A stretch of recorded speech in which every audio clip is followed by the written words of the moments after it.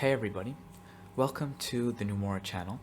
This is the first video on the channel and I'll be covering the AS content for Pure Math Edexcel. This is Algebraic Expressions and that's it. I don't want to keep this intro too long, so let's just jump right into it. So let's start with 1.1, laws of indices, right? So it's simple. There are four laws. The first law is a to the m times a to the n equals a to the m plus n. So if we've got two numbers of the same, or two values of the same base, in this case our base is a, and two different powers, or even the same power, we can combine them and add the powers, right? So, for example, let's say we had x to the power of 6 times x to the power of 2. That would give us x to the power of 8 because we add the powers, right? So, this is the first law, right? Let's label it law 1. Now, law 2 is that a to the m divided by a to the n is equal to a to the m minus n. So that's basically just the inverse, or the opposite of the first law. So again, let's take x to the power of 6 divided by x to the power of 2. That'll give us m minus n, so we just have x to the power of 4, 6 minus 2, right? So now, third law, when you have a to the power of m, and this is to the power of n, you get a, the same base, mn, or m times n, right? So again, let's take the same numbers, x to the power of 6, but this is to the power of 2, right? So we multiply the powers in this case, so we then get 6 times 2, which is 12, right?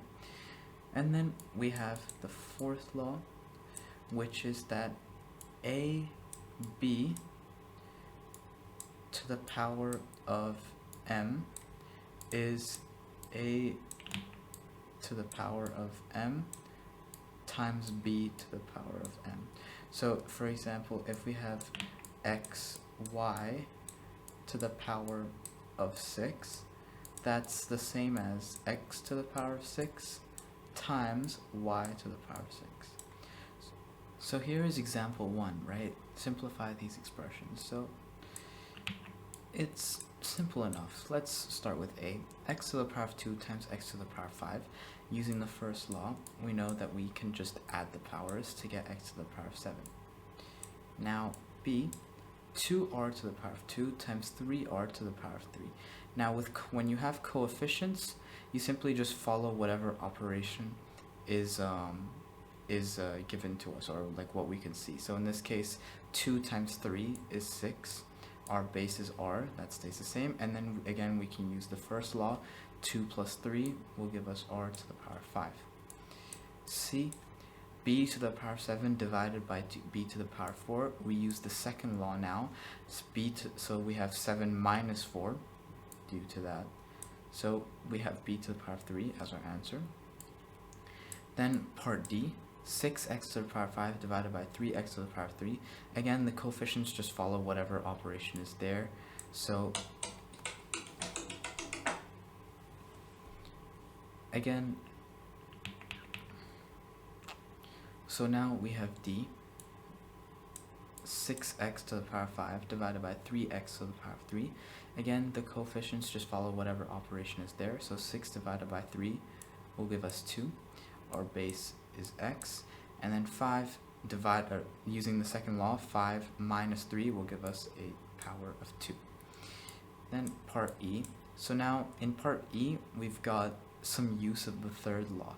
A to the power of 3 to the power of 2. So in this case, we multiply the powers to give us a to the power of 6. 3 times 2 is 6.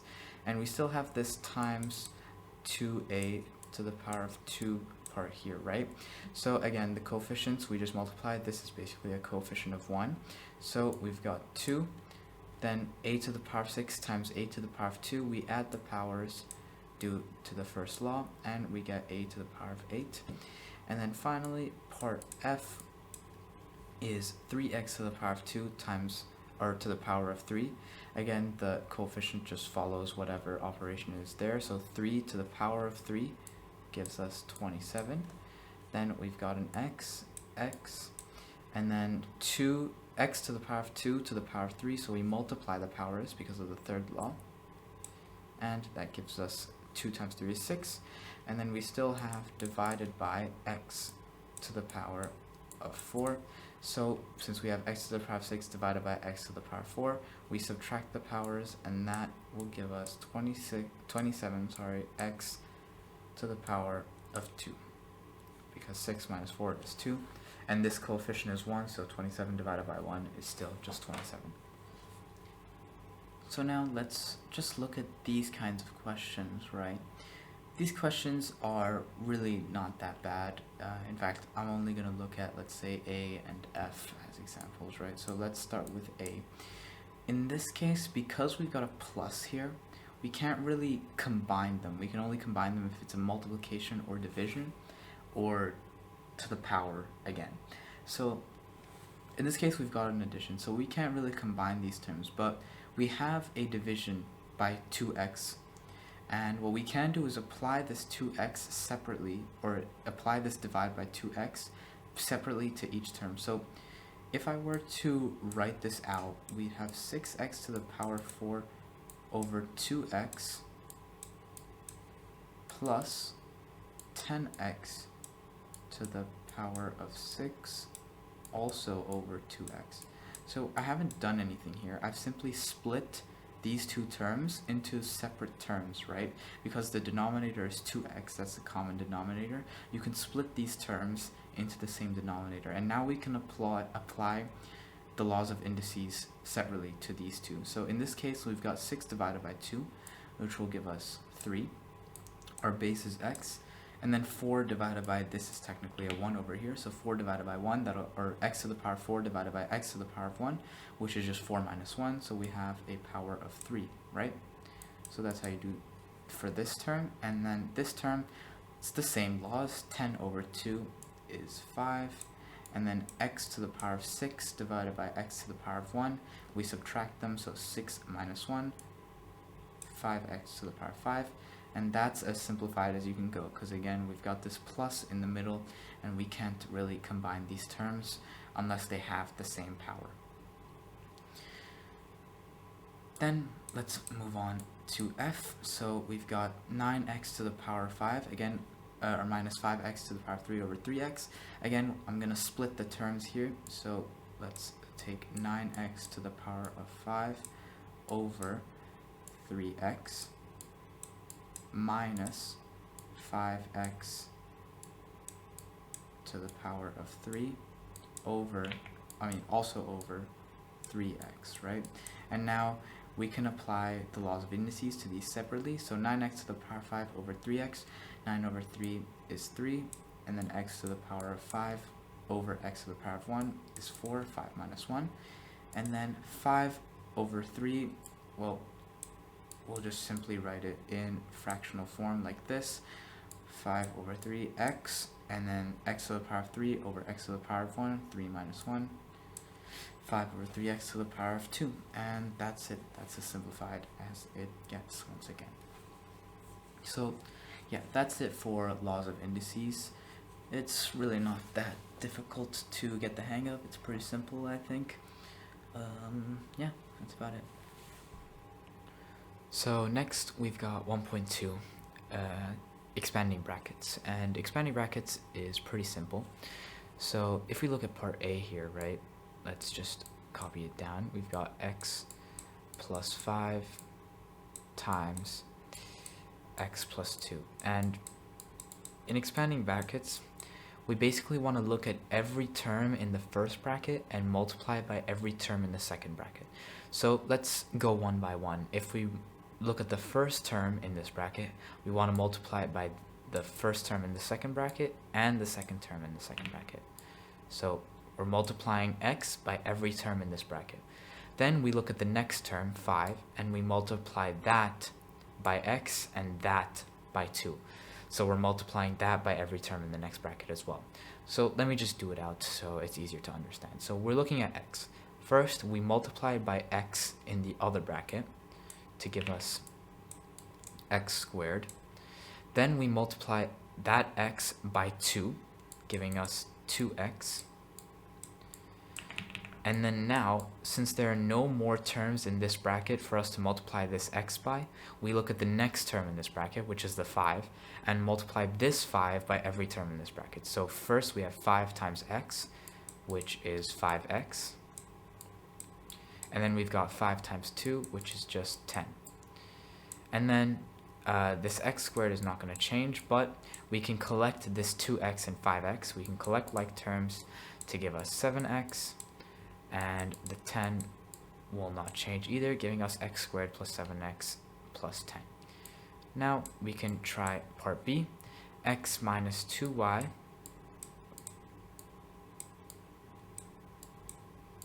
times x squared plus 1. So the principle or the method is not changing here, right? We're still multiplying every term here by every term here. So first we start with x and multiply by x squared, giving us x cubed. Then we use x and multiply by 1, giving us x. Then minus 2y times x squared gives us minus 2x squared y. This minus 2x squared y you can also write as minus 2yx squared. It doesn't matter, I'm just writing it in alphabetical order for convention. Then minus 2y times 1, giving us minus 2y. And in this case, we don't have any like terms that we can collect, so this is as simplified as it gets. Now we try part C, x minus y squared. X minus y squared. Now, a common mistake people make with this kind of question is they'll just square every term, giving them for example, x squared minus y squared, or maybe even x squared plus y, what the hell, x squared plus y squared, right? But those are both incorrect. What you want to do in this case is write the bracket out twice. So you've got x minus y squared, so you're multiplying that by itself. X minus y times x minus y. And then the method doesn't change from the two questions we did before. We just do the same thing. So x times x gives you x squared. X times minus y gives you minus xy. Minus y times x also gives you minus xy. And minus y times minus y will give you plus y squared, because y times y is y squared, and the minuses will cancel out to give you a positive. Then we can collect like terms. This x squared is going to stay the same. These xy's will combine into 2xy. And finally, the y squared will not change. So that's as simplified as that gets. So just be careful with when you've got x, like a bracket squared, make sure you don't make that mistake. It's a very common mistake. Make sure you just write it out to be careful or to be safe. Write it out and do it out, because obviously this is a different answer from what you would get if you did it the other way. So finally we've got D, x plus y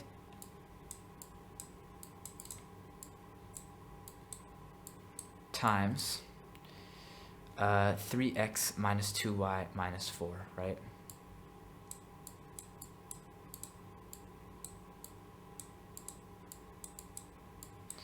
So first off, we do x times 3x, and the method is not changing here, even though the second bracket has 3 terms now rather than 2. The method is not changing. We do x times 3x, giving us 3x squared, then x times minus 2y, giving you minus 2xy, and then x times minus 4, which gives you minus 4x. And then we look at this y. Y times 3x gives you plus 3xy. Then y times minus 2y gives you minus 2y squared. And then y times minus 4 gives you just minus 4y. And then we can collect like terms. So 3x squared does not change. Then the minus 2y, I'm going to bring it over here, does not change. Then we've got minus 2xy plus 3xy. So minus 2 plus 3 gives you 1. So we've got just plus xy. And then minus 4x and minus 4y don't change, so because we can't collect them, so we just leave them as it is. And that's as simplified as this gets.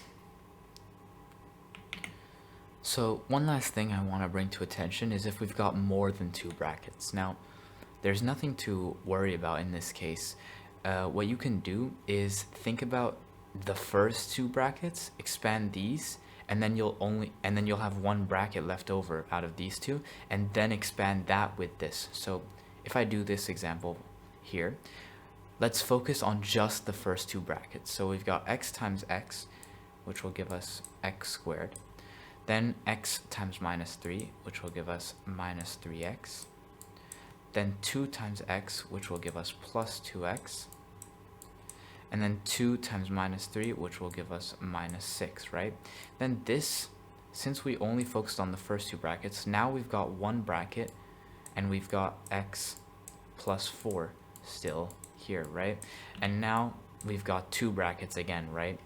So here we can actually collect like terms, so let's do that really quick. Minus 3x plus 2x is just minus x minus 6. So we've collected like terms now, and now we're back down to only having 2 brackets, right? So now we can just expand these 2 brackets. X squared times x is x cubed, and x squared times 4 is plus 4x squared. Then minus x times x is minus x squared. Minus x times 4 is just minus 4x. And then minus 6 times x is minus 6x. And minus 6 times 4 is minus 24. Now we can collect like terms. We can collect this and this, and this and this.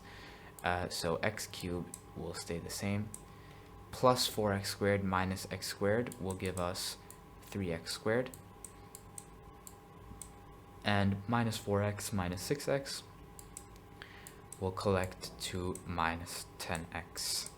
Minus 24 does not change, and that's how you do it if there's more than 1 bracket. You can just focus on the first 2 brackets, and then expand that, and then expand again with the last bracket. And you can do this for any amount of brackets, it really doesn't matter. And that's it. So now we'll move on to 1.3, which is factorizing. Now, factorizing is literally the opposite of expanding brackets. And once again, I'm just going to start off with an example. So let's take 3x plus 9 here. So when we're factorizing, instead of trying to get it all into like one space or one bracket here, we want to do the opposite, right? So we want to look for common factors in all of the terms here. So in this case, the common factor here is 3. So what we can do is we can take 3 out and open our bracket. Now since we've taken 3 out, we want to divide every term by 3. So dividing 3x by 3 will simply give you 1x, or just x, and dividing 9 by 3 will give you 3. So now we've taken 3 out because it's a factor of both of the terms that in the expression, right? So we were able to take it out and put this in brackets. And that's basically what factorizing is. It's looking for common factors in expressions and then kind of taking them out of the bracket. So if we take x squared minus 5x here, for example, a factor we have, or a common factor we have, is just x. So when we take x out, we have x on the outside, and we open the bracket. Since x squared divided by x is just x, and minus 5x divided by x is just minus 5, that's what we write down inside our bracket, and that is literally it. So if I go to C now, we've got 8x squared plus 20x, right? So let's write it down. 8x squared plus 20x. Now in this case, both the coefficients have a factor, which in this case, the highest common factor of 8 and 20 is 4. But not only that, we also have x being a common variable here. So we can take that out as well. So now we're taking 4x out of the bracket, or out of the expression. So now that we've taken 4x out, we divide each term by 4x. 8x squared divided by 4x is just 2x. And then 20x divided by 4x is just 5. And that's it. So in this case, we've got 9x squared y plus 15xy squared. So the first thing we can do is notice that the highest common factor between 9 and 15 is 3. So we can instantly take that out. Then in this here, we've got x squared y and xy squared. So the things they share here, we've got x's in both and y's in both. But we can only take one out of each. We can divide this by x and y, and we can divide this by x and y. So we can take out xy, so we've taken out 3xy. And here we'll be left with, well, 9 divided by 3 is just 3. And x squared y divided by xy leaves us with just x, because we've taken one x out to leave us with one more x, and then we've taken the y out, which leaves us with nothing. So we've got 3x, and then in this case, it's the opposite. We've taken all the x's out, first of all, we do 15 divided by 3, which is 5. Then we've taken all the x's out, which is only 1, and we've taken one y out, so we're left with one leftover y, and that's this expression factorized. Then finally, we've got part E, 3x squared minus 9xy. 3x squared minus 9xy. And again, the first thing to notice here is that 3 and 9 have a highest common factor of 3. Then we've got an x squared and an xy. In this case, this term does not have a y, so we cannot take y out, but they do both have x's, so we can take one x out, leaving us with, over here, 3 divided by 3 is just 1, and since we've taken one x out, we're left with just one x left over, and then 9 divided by 3 is 3, ooh, that's bad, 3, and then since we've taken this x out, we're left with just this y, and that's this expression factorized. So things get a bit more complicated when we move on to quadratics here. So when we look at, let's just take a look at this first quadratic first. When we take a look here, not all of the terms have an x we can take out, and none of them have a shared common factor in the coefficients, right? So when we have a quadratic, what we want to do is look at the coefficient of the x value, or of the x value, and we want to look at the constant 24. So we're just ignoring the x squared for now. We're looking at this value 11 and this value 24. And what we want to do is find two numbers that add to the coefficient of x, so that add to 11, and multiply to the constant, so multiply to 24. So we want two numbers that add to 11 and multiply to 24. And in this case, those two numbers are 8 and 3. If we do 8 plus 3, we will get 11. And if we do 8 times 3,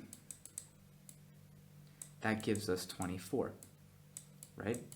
So once you've found those two numbers that add to the coefficient of x and multiply to the constant, it's simply just a matter of writing x plus one of those numbers, so let's take 8 first, and putting that in brackets, and then multiplying that by x plus the other number, in this case 3.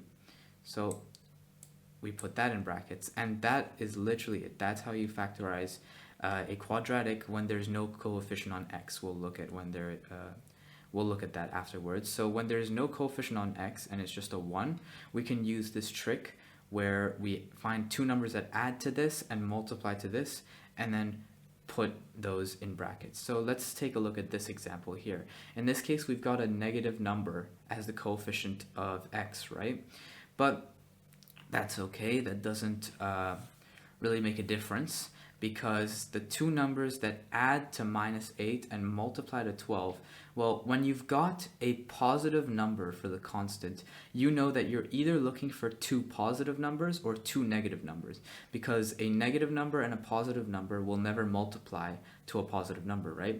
So we're looking for either two positive or two negative. How do we know which? Well, if this is positive, we're looking for two positive. And if this is negative, which in this case it is, we're looking for two negative numbers. So if we go back here, we see that this is positive. So we're looking for either two positive numbers or two negative numbers. And since this is also positive, we know that we're looking for two positive numbers.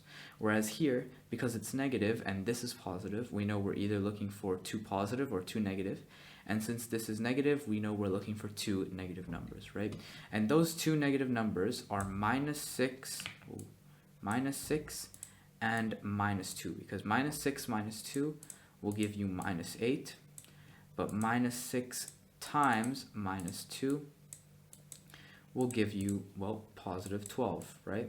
And again, it's just a matter of writing those in brackets. So we've got x plus -6, which is just x minus 6, and then x plus -2, which is just x minus 2.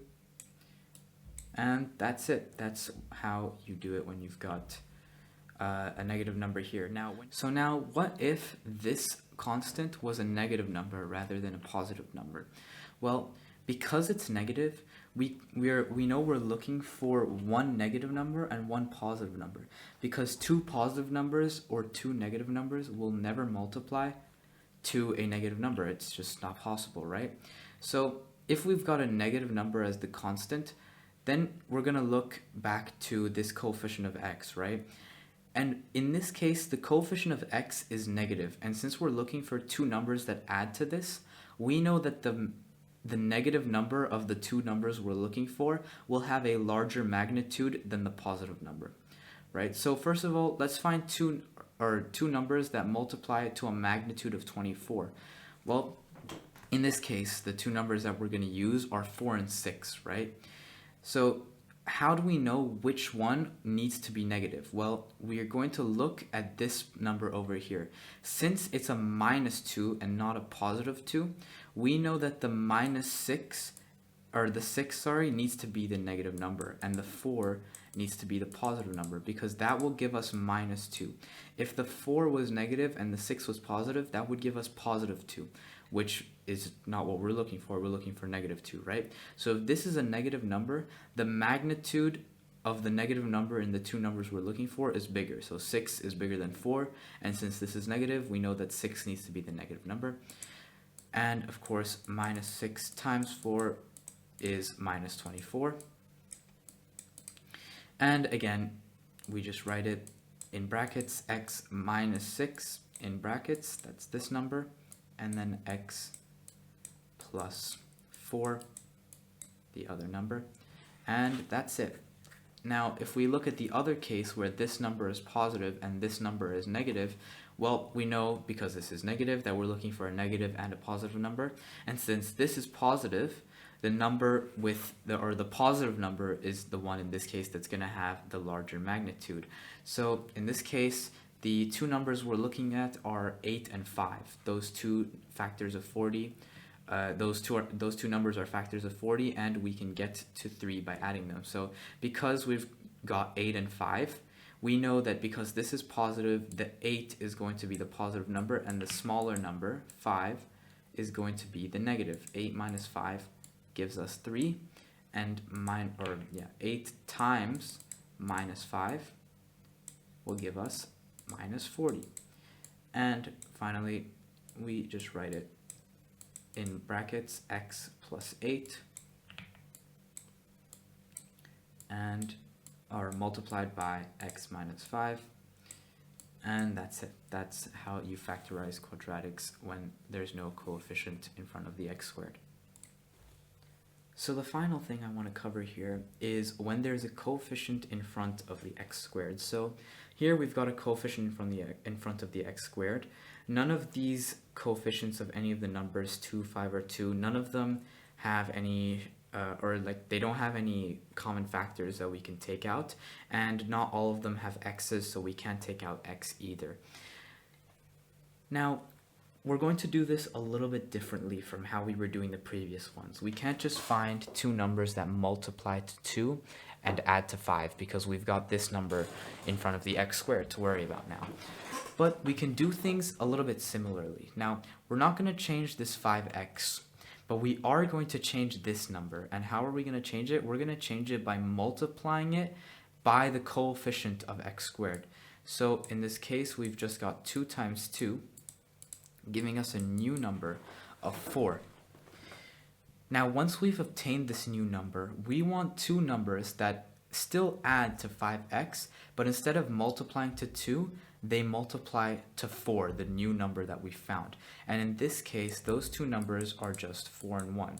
4 plus 1 gives you 5, which is over here, and 4 times 1 gives you 4, our new number that we've obtained, right? So now it's not as simple as before, where we could just write x plus 4 times x plus 1, where we just take these two numbers and put it in brackets. We still have this 2x squared to worry about. So this is where things get quite different. So what I'm going to do is, instead of writing this as 2x squared plus 5x, we're going to write this as 2x squared plus 4x plus x, the two numbers that we found. So plus 4x plus x, and it doesn't matter too much the order that you write them in. So now what I've done is I've separated this 5x into 4x plus x, the two numbers that we found to add to 5 and multiply to 4, right? And we've kept this 2 the same and 2x squared the same. This is the same as this, except we've separated the 5x into the two numbers that we found. So now what we're going to do is we're going to imagine these two as separate brackets, right? You don't actually have to draw these brackets in, but we're going to imagine it as such. And now we're going to look at these separately. So in this bracket, what can we take out? We can take out the 2, because 2 and 4 share a common factor of 2. And we can take out the x, because both of them have x's in them, right? So we can take out the x, and this leaves us with 1x left over here, and just the 2 left over here. 4x divided by 2x leaves us with just 2. Now on this side, there's nothing we can take out, so we can simply leave it as it is. And if you haven't noticed, this bracket is the same as this bracket, right? And we can imagine this as plus 1 times x plus 2. Imagine we've taken out 1. It doesn't affect this, it doesn't affect anything. We can just imagine it as such. And what we want to do is combine this number with this number to get our first bracket. And then our second bracket is this bracket, where they must be matching. Otherwise, something has gone wrong. So in this case, when we're combining our two values, 2x plus 1, that's our first bracket, and then our second bracket is this bracket over here, which should be the same if you've done it correctly. So that leaves us with x plus 2, and that's how you factorize when there is a coefficient in front of the x squared. You simply find two numbers that add to this, we're not changing this, but multiply to the coefficient of x squared times the constant, and then you write the 5x as a combination of those two numbers, and then you take out factors in the two brackets, and these brackets that you're left with should be the same, and then you combine these numbers into one bracket, and then this bracket is your second bracket. And that's how you factorize quadratics when there's a coefficient in front of x squared. So now we'll move on to 1.3, fractional indices, right? So there are another 4 laws that you would or should remember when it comes to negative and fractional indices. The first law is that a to the power of 0, basically any number to the power of 0, will always be 1. It doesn't matter if this number is negative, a fraction, positive, doesn't matter what it is, anything to the power of 0 is always 1. The next law they want you to remember is a to the power of 1 over m, or 1 over something, basically means the whatever m root, so in this case 1 over m, is, or the mth root of a. So just to make that a little bit clearer, let's say we had x, or actually let's say we have a number. Let's say we've got 4 to the power of 1 over 2. So what that basically means is the 2, which is replacing our m in this case, comes over here, and our 4 will come under the root sign. So in this case, because we've got a 2, this basically means the square root of 4, which is just 2, right? So a to the power of 1 over m is basically the mth root of a, right? So that's the second law. Then the final law is the third law is a to the n over m. So basically we're now just replacing this one. Means, well, this m, the m and the a, this m and the a stay in the same place, but because we've got n instead of 1, we are putting n to the nth power and then putting it to the mth root, if that makes any sense. So in this case, because we've got a 1 up top, this law is kind of just an extension of this law, except we're changing the 1 to be any number. So if we look back here, we've got 1 in place of the n. So this is basically a to the power of 1, which is just a, right? So n, now we're using n instead of 1, so we need to represent it by saying a to the power of n to the mth root, right? So let's say we had x to the power of 2 over 3. That means we are bringing the m over here. The 3 is representing our m, so that's what goes there. Then x is representing our a, and then 2 is representing our n, right? So we've got x squared cube rooted. So we're squaring whatever value x is, we square it, and then we cube root it. And then the final law is that a to the power of any negative number basically means 1 over a to the m of that number. So basically, let's say we took 4 to the power of, let's say we take 2 instead of a to the power of minus 2, right? When we write that out, that basically means 1 over 2 squared. So instead of saying that we're going to do 2 to the power of minus 2, we put it under 1 as the denominator, and then we just remove the negative sign and do whatever number is given to us. So in this case, that would just be 1 over 2 squared. 2 squared is 4, so just 1 over 4. And those are the 4 laws that you need to know for this section. So that explanation might have been a bit sloppy, but let's do some examples to clear that all up, right? So first of all, we've got x to the power of 3 over x to the minus 3. Now, you don't actually need any of the new laws to do this one. We actually can just use the first 4 laws, where any power, when being divided, x to the power of 3 over x to the power of minus 3, we subtract the powers, and 3 minus minus 3, which is basically 3 plus 3, we can just write that as x to the power of 6. So that's it for part A. You don't actually really need any of the new laws for this one, but they probably just wanted to include it because there's a negative sign here. Now part B is a little bit different. We've got x to the power of 1 over 2 times x to the power of 3 over 2. Now again, you don't actually need any of the new laws for this one, but we're basically, because we've got multiplication here, we can add the powers using the laws from the original chapter 1.1.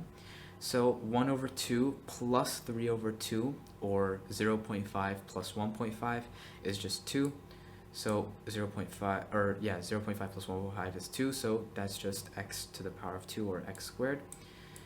Now C, we've got x to the 3 to the power of 2 over 3. Now this, again, we don't necessarily need any new laws, but because they're using fractions now instead of whole numbers, they felt the need to include it. So in this case, because it's x to the power of 3 to the power of 2 over 3, we can use one of the laws, and we know that we're basically multiplying the two powers. So we're multiplying 3 and 2 over 3, and when you multiply 3 and 2 over 3, again, you just get x squared, because this 3 and this, you can think of it as this 3 and this 3 canceling out, so that just gives you x squared again. Or if you want, you can think about it as 3 times 0.333 recurring, and 0.3 recurring times 3 is just 1, and then since you've got 2 on the top, you do 2 times 1, and that gives you x squared. So now we've got 2x to the 1.5, so I'm actually going to rewrite this so that I can rewrite them as fractions instead of decimals. So 1.5 is basically the same as 3 over 2.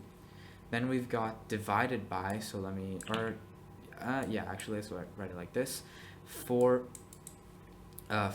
to the power of minus 0.25, or minus 1 over 4, because 0.25 is equivalent to 1 over 4, so minus 1 over 4, right? So now what we can do is, first of all, we can cancel out the 2's over here, so that'll just get the coefficients, so that'll give us x to the 3 over 2. I haven't changed any of the powers yet, I've only divided by the coefficients, or divided the coefficients, and that gives us 2 on the bottom, because 2 divided by 2 is 1, so we can get rid of it, and then 4 divided by 2 is 2, so minus 1 over 4. So I haven't changed any of the powers yet. Now in this case, again, we can use the laws from before to know that 3 over 2 divided by, or x to the 3 over 2 divided by x to the minus 1 over 4, we're subtracting the powers, and 3 over 2 minus 1 over 4 is basically 3 over 2 plus 1 over 4, which is the same as 1.75, or 7 over 4, right? So then we just write x. Now because we've got this coefficient imbalance, we're going to write 1 over 2, because those are the coefficients. This you can think of as 1x to the 3 over 2. So I'm just simply separating them by writing 1 over 2. And then I'm going to write what we've got over here. So we've got x to the power. After subtracting these, we know that the power is 7 over 4. So we've got 1 over 2 times x to the 7 over 4. Or if you really wanted to, you could write it as x to the 7 over 4 all over 2. You can write it as the same if you don't want to separate the coefficients here. These two are basically the same thing. Then finally, we've got part E. Wait, is that finally? Nope, we've got part F as well. So this is going to make use of one of our new laws, right? So we've got 3, or the cube root of 125x to the power of 6, I believe. Yeah. So first things first, because we're working backwards, we're going to cube root 125x to the power of 6. So first, let's look at the coefficient. The cube root of 125 is just 5.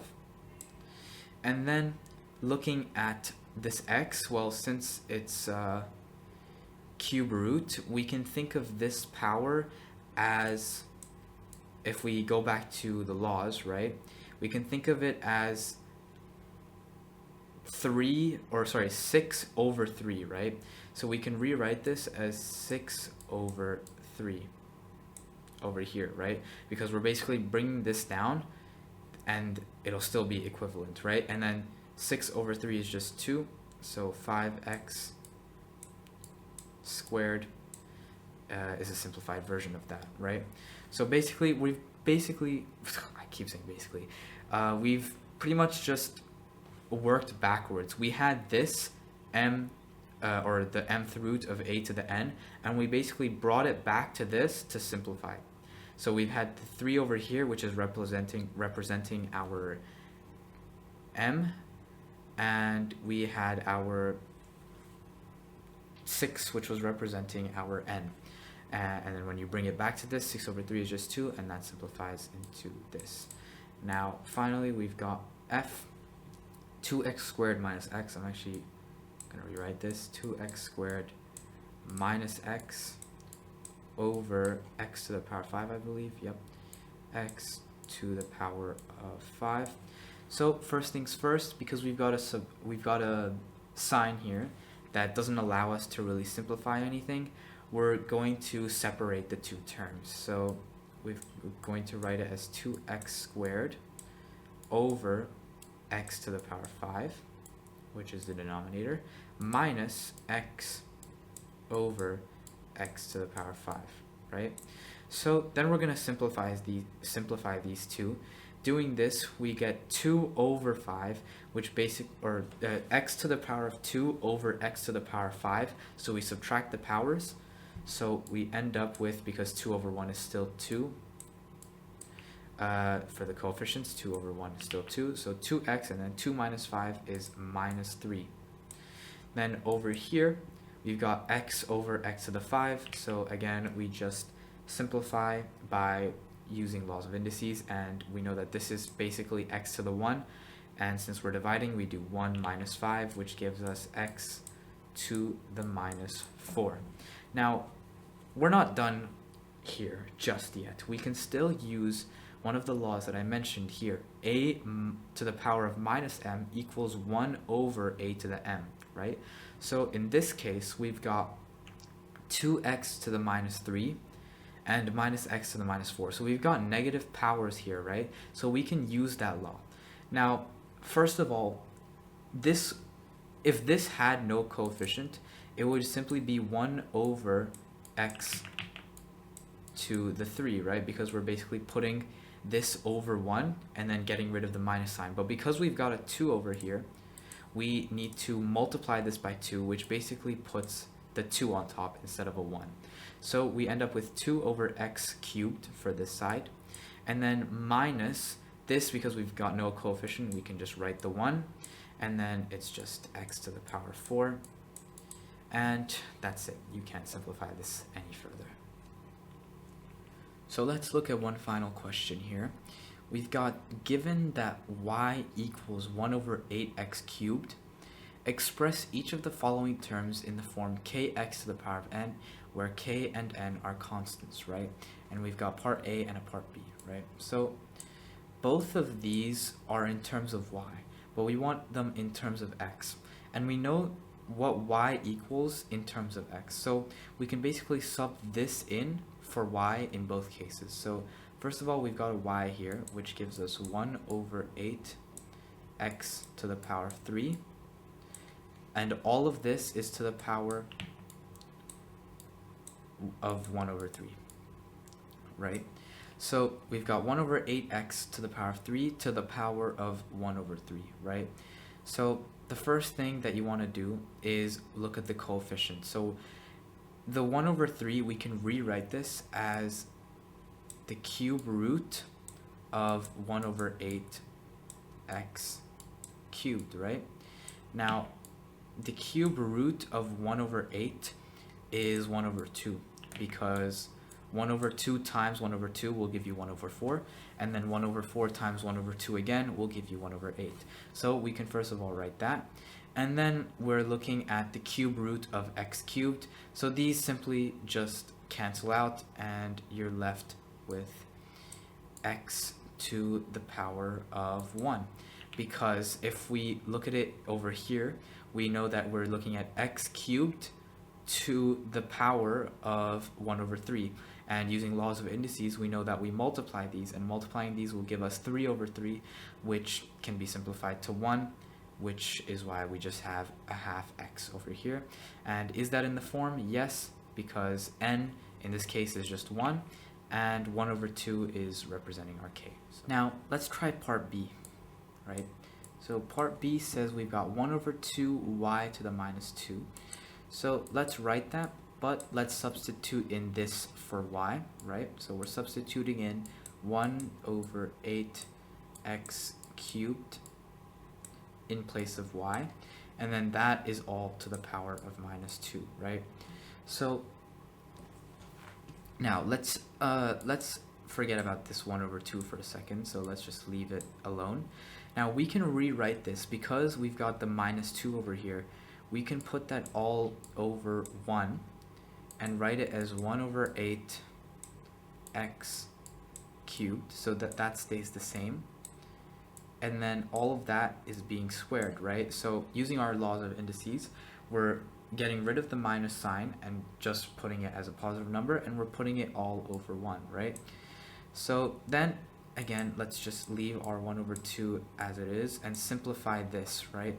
So 1 over 8 squared, or wait, sorry, let's write the numerator first. 1 over 8 squared is 1 over 64. And x cubed squared is, well, using our previous laws of indices, we know that we multiply the powers together to give us x to the power of 6, right?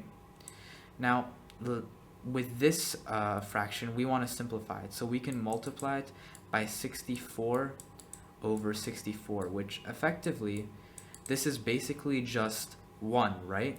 But it'll allow us to simplify our fraction because we've got 1 over 64 here. So when we multiply the numerator by 64, obviously 1 times 64 is just 64. But multiplying it here will cancel this 64 out, giving us just x over 6 on the bottom. So now we've got it simplified, but this is the same thing as this. They are both equal to each other.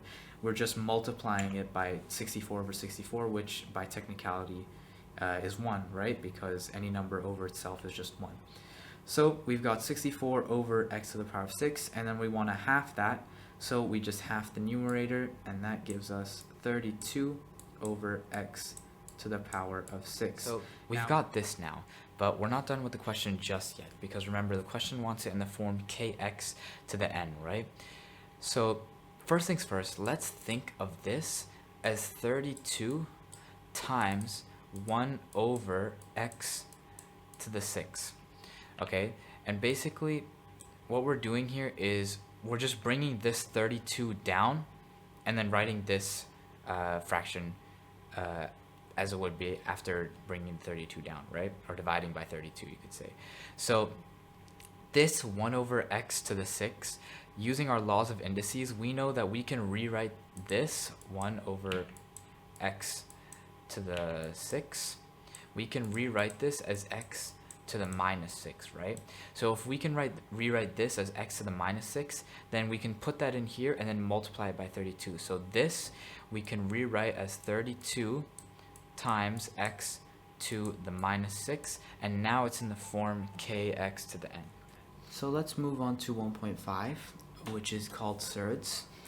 And with Surds, there are actually only 2 laws that you need to know, and they're really, really simple. So the first, or rule, I guess you could say, the first rule is that the root of a times b is equal to the root of a times the root of b. And that's it. That's literally the first rule. And the second rule is that the root of a over b is the same as root a over root b. And that's it. Those are the only 2 rules that you need to know. They're quite simple and self-explanatory, I think, so this chapter hopefully won't be too long. So let's try some example questions here. I've got 3 of them. So first of all, let's try A. So first things first, this is root 12. So let's just write it out. This can be split into root 4 times root 3, right? Because 4 times 3 is 12. We're basically just using the first rule. And then this 4 can be simplified down to just 2 because the root of 4 is just 2. And we're doing that times root 3. And that's it. You can't simplify this any further. That's literally all you have to do. So now let's move on to part B. We've got root 20 over 2. So this root 20 can be simplified to root 4 times root 5 all over 2, which again, this root 4 can simplify down to just 2 because the root of 4 is just 2, and root 5 doesn't simplify, so we leave that as it is, and that's all over 2. So these 2's just cancel out, and that gives us root 5. And that's it for part B. Then finally, part C. This one's a bit long, so let me write it out in its entirety. 5 root 6 minus 2 root 24 plus root 294. So in this one, we want to do the opposite of what we were doing before. So in this case, we've got 5 root 6. So we can simplify, or actually, no, we do not. Never mind, forget what I just said. This 5 root 6 is going to stay as it, stay as it is.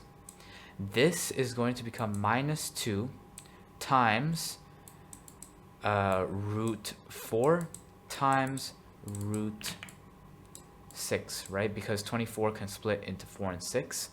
And then we've got this plus root 294. And this can be split into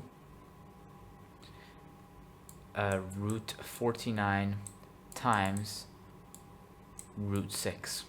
So now let's simplify everything down. This 5 root 6 will stay the same.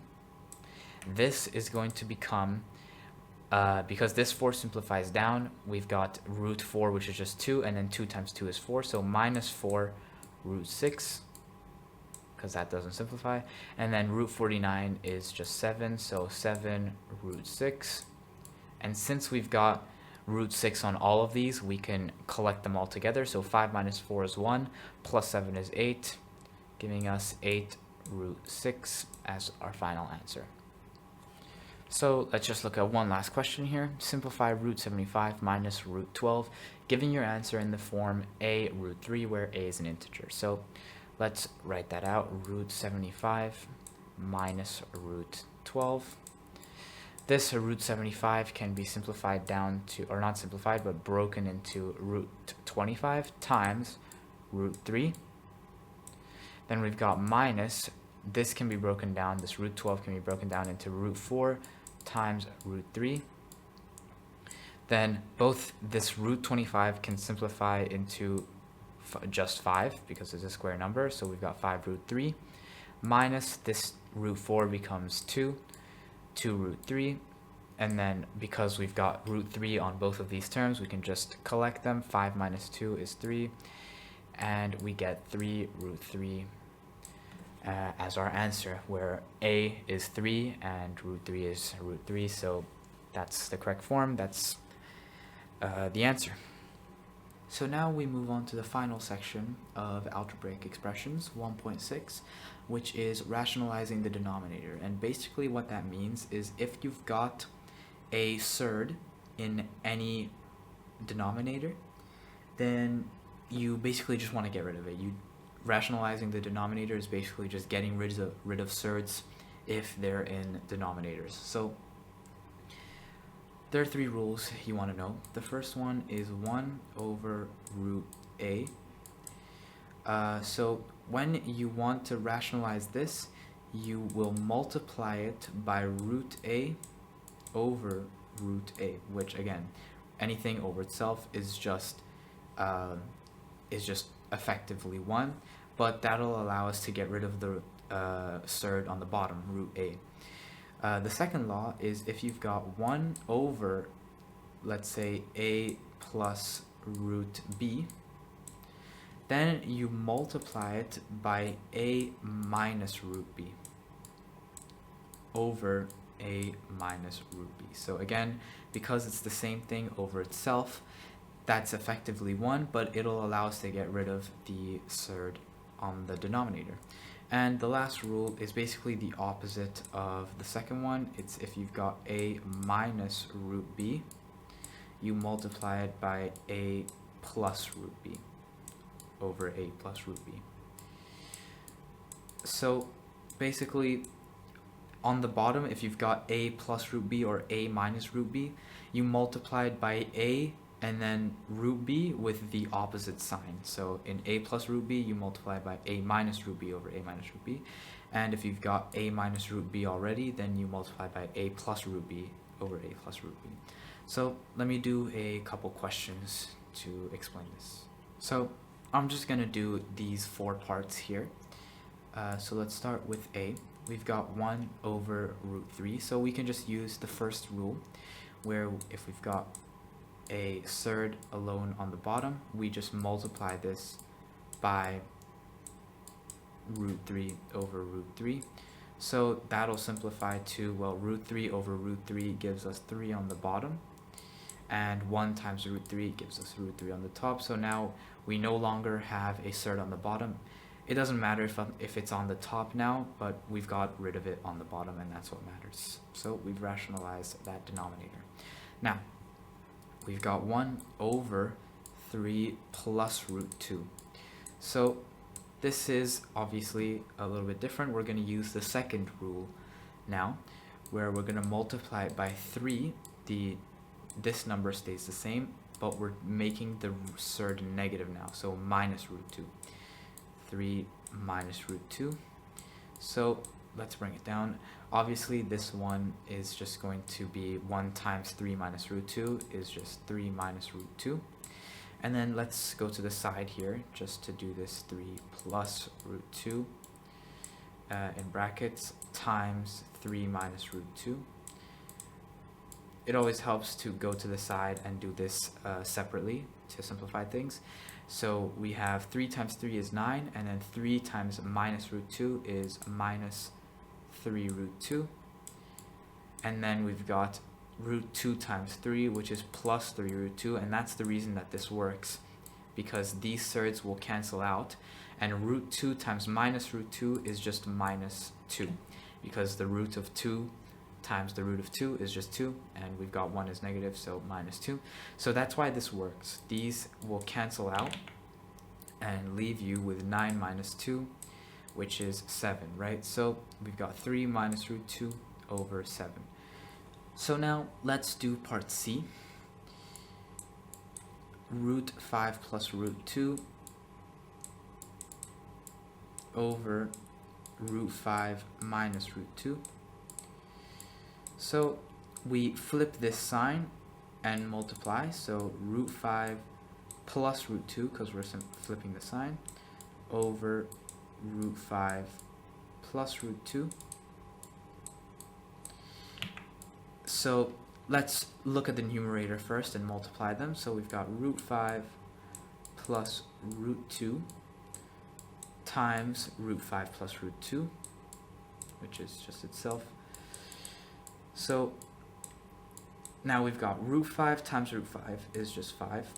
Root 5 times root 2 is root 10 from our rules from the last section.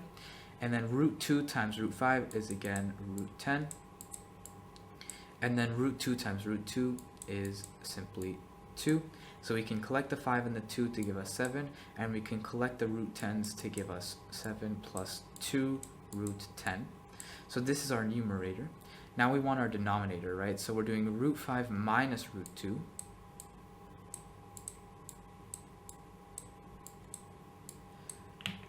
times root 5 plus root 2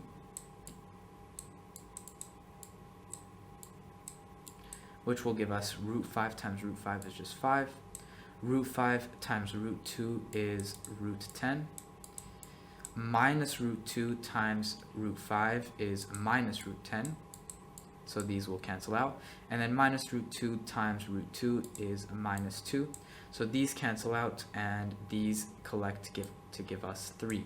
So this will be our denominator and this will be our numerator. So let's just write it down. 2 plus 2 root 10 for our numerator, and then our denominator is just 3. And that can't be simplified any further, and we've rationalized the denominator, so that's our answer. Now, finally, we go on to part D, which is 1 over 1 minus root 3 squared. Now, just because there's a squared doesn't really make a difference, to be honest. So first things first, let's just get rid of this squared, right? So we can write 1 minus root 3 times 1 minus root 3, right? Because that's how squaring works. So let's expand this. 1 times 1 is 1. 1 times minus root 3 is minus root 3. Minus root 3 times 1 is also minus root 3. And minus root 3 times minus root 3 is plus 3 because the minuses cancel out. So 1 plus 3 is just 4. And then minus root 3 is minus 2 root 3. So now we've got 1 over 4 minus 2 root 3. And now we've still got a surd on the bottom, so we want to rationalize this. And we use our rules, so we're multiplying by 4. That doesn't change, but this sign changes. So plus 2 root 3 all over also the same thing, 4 plus 2 root 3. And then we multiply. So this one, we know our numerator is just going to be the same because 1 times 4 plus 2 root 3 will just give us 4 plus 2 root 3. And then we want our denominator, so let's do that over here. 4 minus 2 root 3 times 4 plus 2 root 3. So 4 times 4, oh my god, 4 times 4 will just give us 16. 4 times 2 root 3 will give us 8 root 3. Minus 2 root 3 times 4 will give us minus 8 root 3. And then 2 root 3 times, or minus 2 root 3 times 2 root 3 will give us minus 2 times 2 is 4. And root 3 times 3 is 3, and then minus 4 times 3 is 12, so minus 12. And these cancel out, and 16 minus 12 is just 4, so we have 4.